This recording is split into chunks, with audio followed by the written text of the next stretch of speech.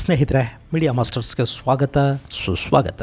ಗೆಳೆಯರೆ, ಮಣಿಪುರದ ಮುಖ್ಯಮಂತ್ರಿ ಬೀರೇನ್ ಸಿಂಗ್ ರಾಜೀನಾಮೆ ಕೊಟ್ಟಿದ್ದಾರೆ. ಕಳೆದ 2 ವರ್ಷಗಳಿಂದ ನಿರಂತರ ಹಿಂಸೆಗೆ ಗುರಿಯಾಗಿದ್ದ ಮಣಿಪುರದಲ್ಲಿ ಶಾಂತಿ ಭದ್ರತೆಗಳನ್ನು ಪುನಃ ಸ್ಥಾಪಿಸುವುದರಲ್ಲಿ ವಿಫಲವಾದ ಹಿನ್ನೆಲೆಯಲ್ಲಿ ಸ್ವಪಕ್ಷೀಯ ಶಾಸಕರ ಬೆಂಬಲವನ್ನು ಕೂಡ ಕಳ್ಕೊಳ್ತಾ ಇದ್ದ ಬೀರೇನ್ ಸಿಂಗ್ ಅವರಿಂದ ಕಡೆಗೂ ರಾಜೀನಾಮೆಯನ್ನು ಪಡೆಯಲಾಗಿದೆ. ಹೀಗಾಗಿ ಈಗ ಮಣಿಪುರದಲ್ಲಿ ರಾಷ್ಟ್ರಪತಿ ಆಳ್ವಿಕೆಯನ್ನ ಹೇರಲಾಗುತ್ತಾ ಅನ್ನೋ ಅನುಮಾನಗಳು ಶುರುವಾಗ್ತಾ ಇವೆ. ಜೊತೆಗೆ ಮುಖ್ಯಮಂತ್ರಿಯ ರಾಜೀನಾಮೆಯಿಂದ ಅಲ್ಲಿನ ಪರಿಸ್ಥಿತಿಗಳು ಸುಧಾರಿಸೋದಕ್ಕೆ ಸಾಧ್ಯವಾಗಬಹುದಾ ಅನ್ನೋ ಭರವಸೆ ಕೂಡ ಉಂಟಾಗ್ತಾ ಇದೆ. ಹಾಗಾದ್ರೆ ಮಣಿಪುರದ ಮುಖ್ಯಮಂತ್ರಿ ಇಷ್ಟು ವರ್ಷಗಳ ನಂತರ ಈಗ ರಾಜೀನಾಮೆ ಕೊಡ್ತಾ ಇರೋದು ಯಾಕೆ? ಇದರ ಮುಂದಿನ ಪರಿಣಾಮಗಳಲ್ಲಿ ಹೇಗಿರುತ್ತವೆ? ಚುನಾವಣೆಗೆ ಇನ್ನೂ 2 ವರ್ಷ ಬಾಕಿ ಇರುವಾಗ ಅಲ್ಲಿ ರಾಷ್ಟ್ರಪತಿ ಆಳ್ವಿಕೆಯನ್ನು ಹೇರುವ ಕೆಲಸ ನಡೆಯುತ್ತಾ? ಏನಾಗ್ತಾ ಇದೆ ಅಲ್ಲಿ? ಬನ್ನಿ ನೋಡೋಣ.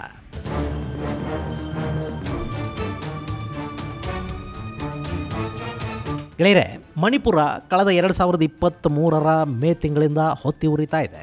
ಅಲ್ಲಿ ರಿಸರ್ವೇಷನ್ ವಿಷಯಕ್ಕೆ ಶುರುವಾದ ಜಗಳ 2 ಸಮುದಾಯಗಳ ನಡುವಿನ ಗಲಭೆಯಾಗಿ ಸಂಘರ್ಷವಾಗಿ ಬದಲಾಯಿತು. ಮಣಿಪುರದಲ್ಲಿ ಮೇತಿ ಮತ್ತು ಕುಕಿ ಅನ್ನೋ 2 ಪ್ರಬಲ ಸಮುದಾಯಗಳಿವೆ. ಅಲ್ಲಿ ಕುಕ್ಕಿಗಳಿದಾರಲ್ಲ, ಅವರನ್ನ ಬುಡಕಟ್ಟು ಜನಾಂಗ ಅಂತ ಪರಿಗಣಿಸಲಾಗುತ್ತೆ ಮತ್ತು ಅವರಿಗೆ ಮೀಸಲಾತಿ ಇದೆ. ಈ ಮಣಿಪುರದಲ್ಲಿ ಗುಡ್ಡಗಾಡು ಪ್ರದೇಶಗಳಲ್ಲಿ ಈ ಕುಕಿಗಳು ವಾಸ ಮಾಡ್ತಾರೆ. ಹಾಗೆ ಕಣಿವೆ ಪ್ರದೇಶದಲ್ಲಿ ಮತ್ತು ಇಲ್ಲಿನ ನಗರ ಪ್ರದೇಶಗಳಲ್ಲಿ ಹೆಚ್ಚು ಮೇತಿಗಳು ವಾಸ ಮಾಡ್ತಾರೆ. ಇಲ್ಲಿ ಕುಕಿಗಳಿರುವ ಪ್ರದೇಶಗಳಿಗೆ ವಿಶೇಷ ಸ್ಥಾನಮಾನವನ್ನ ಕೊಡಲಾಗಿರುವ ಕಾರಣದಿಂದ ಮತ್ತು ಅವರಿಗೆ ವಿಶೇಷ ಮೀಸಲಾತಿ ಸೌಲಭ್ಯ ಇರೋದ್ರಿಂದ ಸರ್ಕಾರಿ ಕೆಲಸಗಳು ಹಾಗೂ ಸರ್ಕಾರದ ಇನ್ನಿತರ ಬಹುತೇಕ ಸೌಲಭ್ಯಗಳು ಕುಕ್ಕಿಗಳಿಗೆ ಮಾತ್ರ ಸಿಗ್ತಾ ಇವೆ ಅನ್ನೋ ಅಸಮಾಧಾನ ಮೇತಿಗಳಲ್ಲಿತ್ತು. ಜೊತೆಗೆ ಈ ಬುಡಕಟ್ಟು ಜನಾಂಗ ವಾಸ ಮಾಡೋ ಪ್ರದೇಶಗಳಲ್ಲಿ ಮೇತಿಗಳಿಗೆ ಆಸ್ತಿಯನ್ನ ಖರೀದಿ ಮಾಡುವ ಹಕ್ಕು ಮತ್ತು ಅವಕಾಶ ಇರಲಿಲ್ಲ.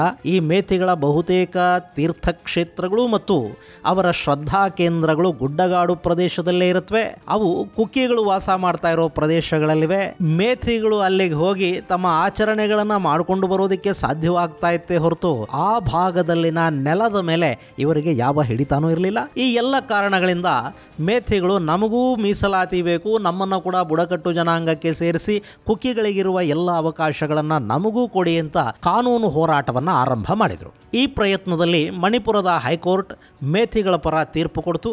ಮೇಥಿಗಳನ್ನು ಕೂಡ ಬುಡಕಟ್ಟು ಜನಾಂಗಕ್ಕೆ ಸೇರಿಸಬೇಕು ಮತ್ತು ಕುಕ್ಕಿಗಳಿಗೆ ಕೊಡೋ ಹಾಗೆ ಅವರಿಗೂ ರಿಸರ್ವೇಷನ್ ಅನ್ನ ಕೊಡಬೇಕು ಅಂತ ಹೈಕೋರ್ಟ್ ಹೇಳ್ತು. ಹೀಗೆ ಹೇಳಿದ್ದೆ ತಡ ಅದು ಕುಕ್ಕಿಗಳು ಕೆರಳೋ ಹಾಗೆ ಮಾಡ್ತು. ಅವರು ಕಳೆದ 2023ರ ಮೇ 3ನೇ ತಾರೀಕು ಒಂದು ರ್ಯಾಲಿಗೆ ಕರೆ ಕೊಟ್ಟರು. ಆ ರ್ಯಾಲಿಯ ಸಂದರ್ಭದಲ್ಲಿ ಮತ್ತು ರ್ಯಾಲಿಯ ನೆಪದಲ್ಲಿ ಮೇಥಿಗಳ ಮೇಲೆ ಹಲ್ಲೆಗಳು ನಡೆದವು. ಮೇಥಿಗಳ ಮನೆಗಳನ್ನು ಸುಡಲಾಯಿತು. ಚೂರ್ ಚಾಂದ್ಪುರ್ ಸೇರಿದ ಹಾಗೆ ಸಾಕಷ್ಟು ಕಡೆಗಳಲ್ಲಿ ಭಯಾನಕ ಪ್ರಮಾಣದ ಗಲಭೆಗಳಿಗೆ ಇದು ಕಾರಣವಾಗ್ತಾ ಹೋಯಿತು. ಯಾವಾಗ ಮೇಥಿಗಳ ಮೇಲೆ ಕುಕ್ಕಿಗಳು ಹಲ್ಲೆ ಮಾಡಿದ್ರೋ ಮೇಥಿಗಳು ಸುಮ್ಮನೆ ಏನು ಕೂತ್ಕೊಳ್ಳಿಲ್ಲ. ಅವರು ಆಯುಧಗಳನ್ನು ತಮ್ಮ ಕೈಗೆ ತಗೊಂಡ್ರು. ಕುಕ್ಕಿ ಪ್ರದೇಶಗಳ ಮೇಲೆ ದಾಳಿ ಮಾಡಿದ್ರು. ಅವರ ಮನೆಗಳಿಗೆ ಬೆಂಕಿ ಹಚ್ಚೋದಕ್ಕೆ ಶುರು ಮಾಡಿದರು.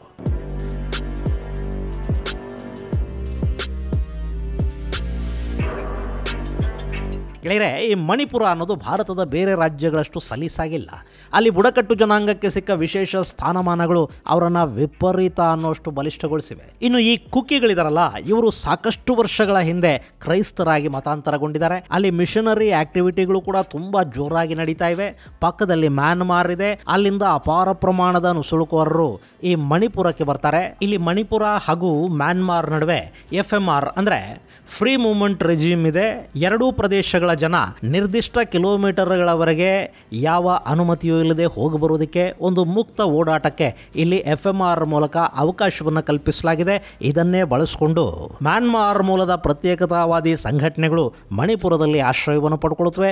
ಜೊತೆಗೆ ಮಣಿಪುರ ಹಾಗೂ ಮ್ಯಾನ್ಮಾರ್ ಗಡಿಯಲ್ಲಿ ಒಂದಷ್ಟು ಪ್ರತ್ಯೇಕತಾವಾದಿ ಪಡೆಗಳು ಹುಟ್ಟುಕೊಂಡಿವೆ. ಜೊತೆಗೆ ಈ ಕುಕ್ಕಿ ಬುಡಕಟ್ಟು ಜನಾಂಗದ ಕೆಲ ಸಂಘಟನೆಗಳು ಅಲ್ಲಿ ವಿಪರೀತ ಪ್ರಮಾಣದಲ್ಲಿ ಮಾದಕ ಪದಾರ್ಥಗಳನ್ನು ಬೆಳೀತಾರೆ ಮತ್ತು ಅದನ್ನು ಮ್ಯಾನ್ಮಾರ್ನ ಗಡಿಯ ಮೂಲಕ ಹೊರಗೆ ಕಳುಹಿಸುವ ಕೆಲಸ ನಡೆಯುತ್ತೆ. ಈ ಮಾದಕ ಪದಾರ್ಥಗಳ ರಾಕೆಟ್ ಇದೆಯಲ್ಲ, ಅದರ ಮೂಲಕನೇ ಮಣಿಪುರದ ಕುಕ್ಕಿ ಪ್ರತ್ಯೇಕತಾವಾದಿ ಸಂಘಟನೆಗಳಿಗೆ ಅಪಾರ ಪ್ರಮಾಣದ ಹಣ ಮತ್ತು ಆಯುಧ ಸಂಗ್ರಹ ಸಾಧ್ಯ ಆಗ್ತಾ ಇದೆ.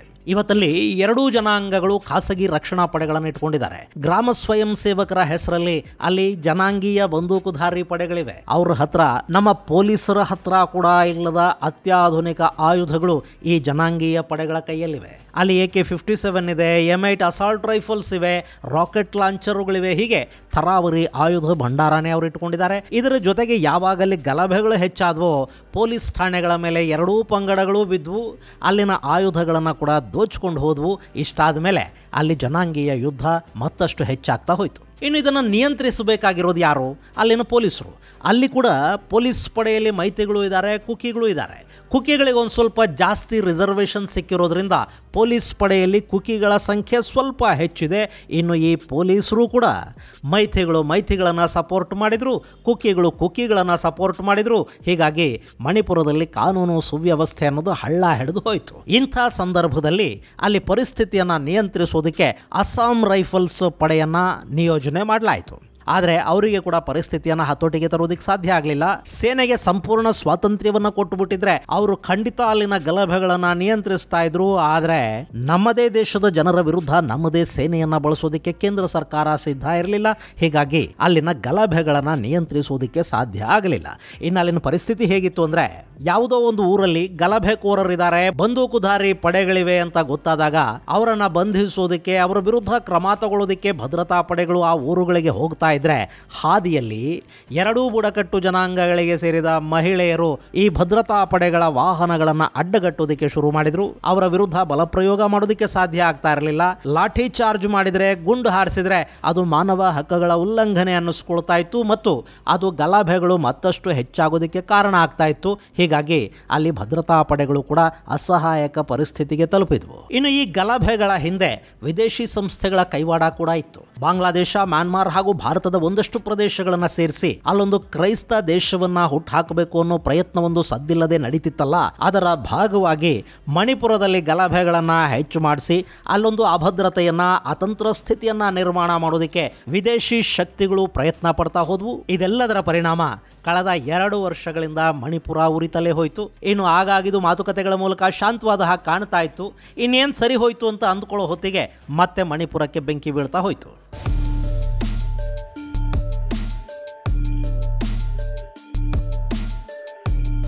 ಇನ್ನಿಲ್ಲಿ ಯಾವಾಗ ಗಲಭೆಗಳು ಹೆಚ್ಚಾದವೋ ಮುಖ್ಯಮಂತ್ರಿ ರಾಜೀನಾಮೆಗೆ ಪ್ರತಿಪಕ್ಷಗಳು ಸಹಜವಾಗಿ ಒತ್ತಡವನ್ನು ಹೇರೋದಕ್ಕೆ ಮುಂದಾದವು. ಈ ಹಿಂದೊಮ್ಮೆ ಬೀರೇನ್ ಸಿಂಗ್ ರಾಜೀನಾಮೆಯನ್ನು ಸಲ್ಲಿಸೋದಕ್ಕೆ ಹೋದಾಗ ಮೇಥಿ ಮಹಿಳೆಯರು ಅವರ ಮನೆ ಮುಂದೆ ನಿಂತು ಬೀರೇನ್ ಸಿಂಗ್ ಅವರನ್ನು ತಡೆದ್ರು. ಅವರ ಕೈಯಲ್ಲಿದ್ದ ರಾಜೀನಾಮೆ ಪತ್ರವನ್ನು ಕಿತ್ಕೊಂಡು ಹರಿದು ಹಾಕಿದರು.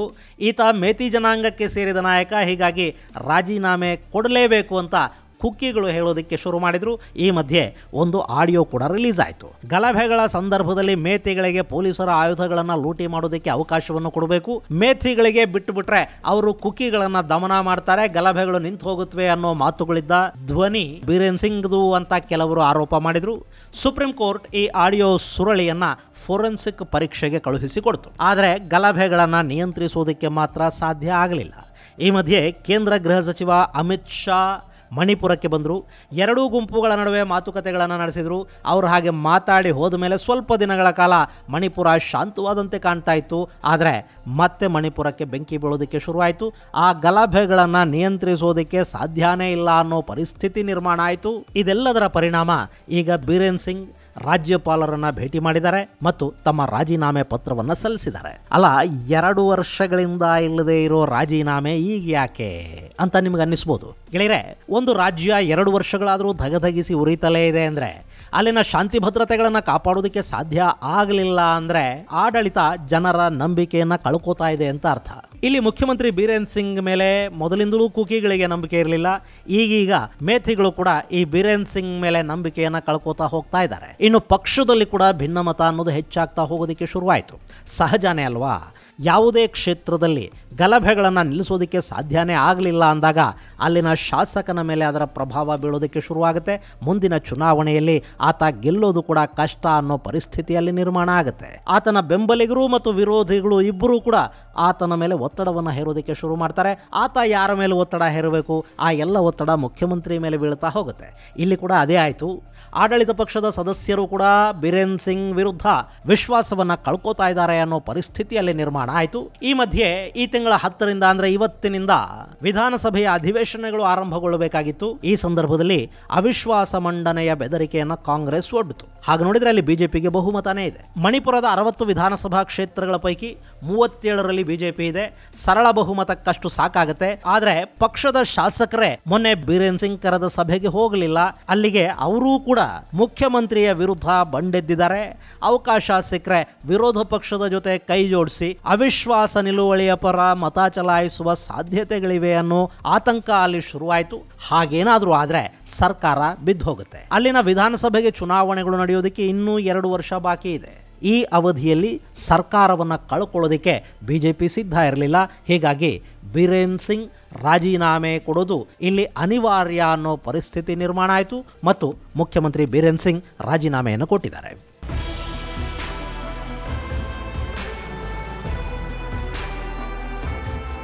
ಇನ್ನು ಈ ಬೀರೇನ್ ಕೂಡ ಮೂಲತಃ ಬಿಜೆಪಿ ಅವರೇನಲ್ಲ. ಆತ ಕಾಂಗ್ರೆಸ್ ಪಕ್ಷದಲ್ಲಿದ್ದವರು. 2016ರಲ್ಲಿ ಬಿಜೆಪಿಗೆ ಜಂಪ್ ಆದರು. 2017ರಲ್ಲಿ ಮಣಿಪುರದಲ್ಲಿ ಬಿಜೆಪಿ ಸರ್ಕಾರವನ್ನು ರಚನೆ ಮಾಡಿತು. ಬೀರೇನ್ ಮುಖ್ಯಮಂತ್ರಿ ಆದರು. 2022ರಲ್ಲಿ ಬಿಜೆಪಿಗೆ ಸ್ಪಷ್ಟ ಬಹುಮತ ಸಿಕ್ತು. ಪಕ್ಷದಿಂದ 32 ಮಂದಿ ಶಾಸಕರು ಆರಿಸಿ ಬಂದರು. ಆನಂತರ ಜೆಡಿಯುಗೆ ಸೇರಿದ್ದ 6 ಮಂದಿಯ ಪೈಕಿ 5 ಮಂದಿ ಬಿಜೆಪಿಗೆ ಸೇರ್ಪಡೆ ಆದರು. ಆ ಮೂಲಕ ಬಿಜೆಪಿಯ ಶಕ್ತಿ ಅಲ್ಲಿ 37ಕ್ಕೆ ಏರಿಕೆ ಆಯಿತು. ಉಳಿದ ಇನ್ನೊಬ್ಬ ಜೆಡಿಯು ಶಾಸಕ ಕೂಡ ಇನ್ನೇನು ಮಾಡೋದಕ್ಕೆ ಸಾಧ್ಯ ಆಗುತ್ತೆ. ಆತನು ಸರ್ಕಾರಕ್ಕೆ ಬೆಂಬಲವನ್ನು ಕೊಡಬೇಕಾಯಿತು. ಹಾಗೆ ನಾಗಾ ಪೀಪಲ್ಸ್ ಪಾರ್ಟಿಯ 5 ಮಂದಿ ಹಾಗೂ ನ್ಯಾಷನಲ್ ಪೀಪಲ್ಸ್ ಪಾರ್ಟಿಯ 7 ಮಂದಿ ಶಾಸಕರು ಆಡಳಿತಾರೂಢ ಬಿಜೆಪಿಯ ಬೆಂಬಲಕ್ಕೆ ನಿಂತಿದ್ರು. ಆದರೆ ಗಲಭೆಗಳು ಶುರುವಾದ ನಂತರ ಕಳೆದ ವರ್ಷ ನ್ಯಾಷನಲ್ ಪೀಪಲ್ಸ್ ಪಾರ್ಟಿ ಸರ್ಕಾರಕ್ಕೆ ಕೊಟ್ಟಿದ್ದ ಬೆಂಬಲವನ್ನು ವಾಪಸ್ ಪಡ್ಕೊಳ್ತು. ಈಗ ಸ್ವಪಕ್ಷೀಯರು ಕೂಡ ಕೈ ಕೊಡೋದಕ್ಕೆ ಸಿದ್ಧವಾದಂತೆ ಕಾಣ್ತಾ ಇತ್ತು. ಜೊತೆಗೆ ನಾಗಾ ಪೀಪಲ್ಸ್ ಪಾರ್ಟಿ ಕೂಡ ಬೀರೇನ್ ಸಿಂಗ್ ಪರ ಮತ ಚಲಾಯಿಸದೇ ಇದ್ರೆ ಅಲ್ಲಿ ಸರ್ಕಾರವೇ ಪತನಗೊಳ್ಳುವ ಸಾಧ್ಯತೆಗಳು ಕಾಣ್ತಾ ಇದ್ವು. ಹೀಗಾಗಿ ಬೀರೇನ್ ಸಿಂಗ್ ಅಲ್ಲಿ ರಾಜೀನಾಮೆಯನ್ನು ಕೊಟ್ಟಿದ್ದಾರೆ. ಇನ್ನು ಈ ಸಂದರ್ಭದಲ್ಲಿ ಮಣಿಪುರದಲ್ಲಿ ರಾಷ್ಟ್ರಪತಿ ಆಳ್ವಿಕೆಯನ್ನ ಹೇರಲಾಗತ್ತಾ? ಗೆಳೆಯರೆ, ಮಣಿಪುರದಲ್ಲಿರೋದು ಬಿಜೆಪಿ ಸರ್ಕಾರ, ಕೇಂದ್ರದಲ್ಲೂ ಬಿಜೆಪಿನೇ ಇದೆ. ಇನ್ನು 2 ವರ್ಷದ ಅವಧಿ ಬಾಕಿ ಇದೆ. ಹೀಗಾಗಿ ಈ ಸಂದರ್ಭದಲ್ಲಿ ರಾಷ್ಟ್ರಪತಿ ಆಳ್ವಿಕೆಯನ್ನು ಹೇರಿ ಇನ್ನು 6 ತಿಂಗಳಿಗೆ ಚುನಾವಣೆಗಳನ್ನು ಮಾಡಿಕೊಳ್ಳೋದಕ್ಕೆ ಬಿಜೆಪಿ ಕೂಡ ಸಿದ್ಧ ಇಲ್ಲ. ಇನ್ನು ಈಗ ಚುನಾವಣೆ ಆದರೆ ಫಲಿತಾಂಶ ಅವರಿಗೆ ಅನುಕೂಲವಾಗಿರೋದಿಲ್ಲ ಅನ್ನೋದು ಅವ್ರಿಗೂ ಗೊತ್ತಿದೆ. ಹೀಗಾಗಿ ಅಲ್ಲಿ ರಾಷ್ಟ್ರಪತಿ ಆಳ್ವಿಕೆಯ ಸಾಧ್ಯತೆ ತುಂಬ ಕಡಿಮೆ ಇರುತ್ತೆ. ಬದಲಿಗೆ ಮುಖ್ಯಮಂತ್ರಿಯ ಬದಲಾವಣೆ ಆಗೋ ಸಾಧ್ಯತೆಗಳಿರುತ್ತವೆ. ರಾಜ್ಯಪಾಲರು ಅಧಿವೇಶನಕ್ಕೆ ಕೊಟ್ಟಿದ್ದ ಅನುಮತಿಯನ್ನು ಹಿಂದಕ್ಕೆ ತಗೊಂಡಿದ್ದಾರೆ.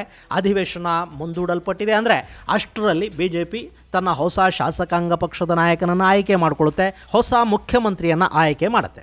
ಇನ್ನು ಬೀರೇನ್ ಸಿಂಗ್ ರಾಜೀನಾಮೆ ಕೊಟ್ಟಿರೋದ್ರಿಂದ ಮುಖ್ಯಮಂತ್ರಿ ಬದಲಾಗ್ತಾ ಇರೋದ್ರಿಂದ ಒಂದಷ್ಟರ ಮಟ್ಟಿಗೆ ಅಲ್ಲಿ ಪರಿಸ್ಥಿತಿಯ ಸುಧಾರಣೆ ಕೂಡ ಆದರೂ ಆಗಬಹುದು. ಇದು ಗೆಳೆಯರೆ ಮಣಿಪುರದ ಸದ್ಯದ ವಿದ್ಯಮಾನ. ಮುಂದಿನ ಸಂಚಿಕೆಯಲ್ಲಿ ಮತ್ತಷ್ಟು ವಿಶೇಷಗಳ ಜೊತೆ ಮತ್ತೆ ಭೇಟಿಯಾಗೋಣ. ಅಲ್ಲಿವರೆಗೆ ಜೈ ಹಿಂದ್, ಜೈ ಕರ್ನಾಟಕ.